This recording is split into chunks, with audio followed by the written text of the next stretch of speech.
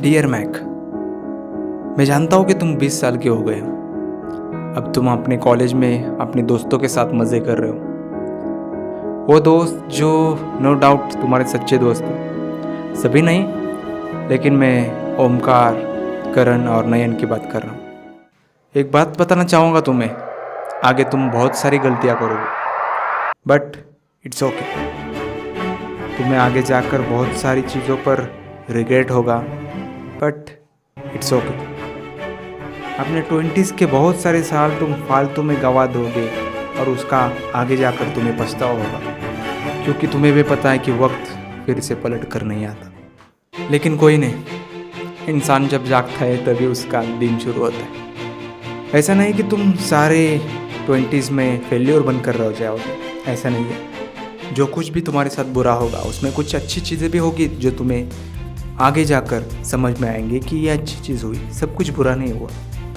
सबसे बड़ी बात जो तुम्हें समझ में आएंगे वो है कि ज़िंदगी में सबसे फालतू चीज़ और यूज़लेस चीज़ होती है मोटिवेशन। Yes, motivation. और सबसे ज़रूरी और एक ऐसी चीज़ जो एवरेज इंसान को उसके लक्ष्य तक पहुंचाती है वो है सिस्टम, जिसे लोग बहुत अवॉइड करते हैं। तुम भी अवॉइड करोगे, लेकिन इस सिस्टम की बात तुम्हें आगे जाकर समझ में आएंगी जब तुम 26-27 साल के हो जाओगे।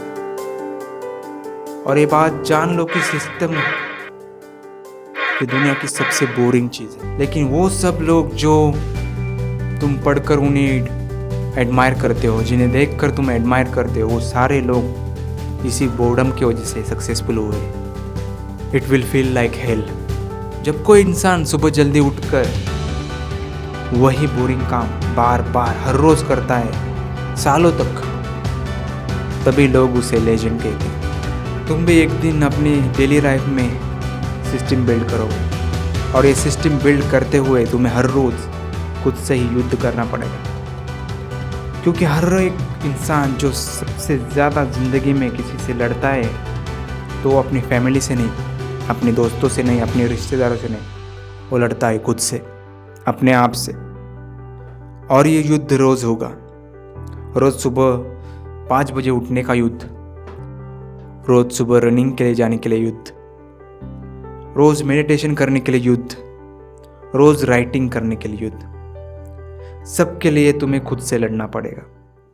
हर एक के अंदर एक रेजिस्टेंस होता है जो उसे एक एवरेज इंसान बनाकर रखता है, और उस रेजिस्टेंस को कैसे बीट करना है, कैसे पहचानना है, ये तुम पहचान लोगे तब जब तुम्हारी उम्र 26 साल की हो जाओगी और तुम द वॉर ऑफ आर्ट इस बुक को पढ़ोगे, स्टीफन प्रेसफील्ड की, और तुम विश करोगे कि शायद ये बुक मैंने पहली पढ़ी होती।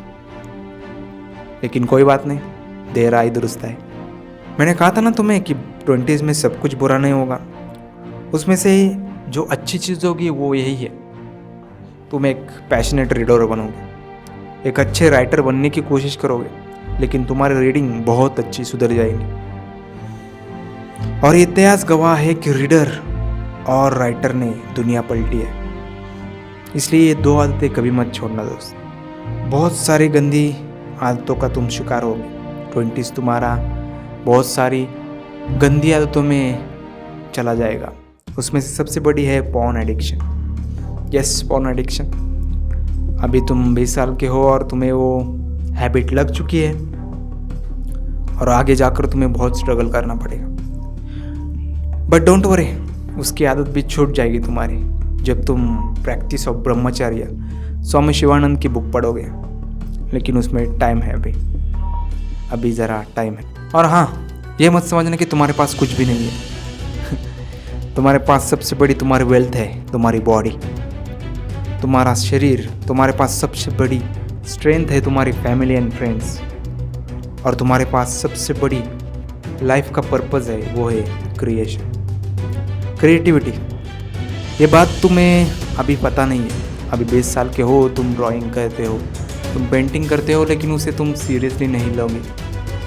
मिड 20s तक सीरियसली ले लोगे, लेकिन आगे जाकर समझ में आएगा तुम्हें कि तुम्हारी लाइफ का पर्पज़ ही वो है। तुम्हें क्रिएट करने के लिए पसंद है, वो चाहे वीडियोज़ हो, पेंटिंग हो, स्केचिंग हो, यू लव टू क्रिएट, लेकिन ज़िंदगी में कभी भी अपने आप से एक प्रॉमिस करना कि ज़िंदगी में कभी भी क्रिएशन नहीं छोड़ोगे।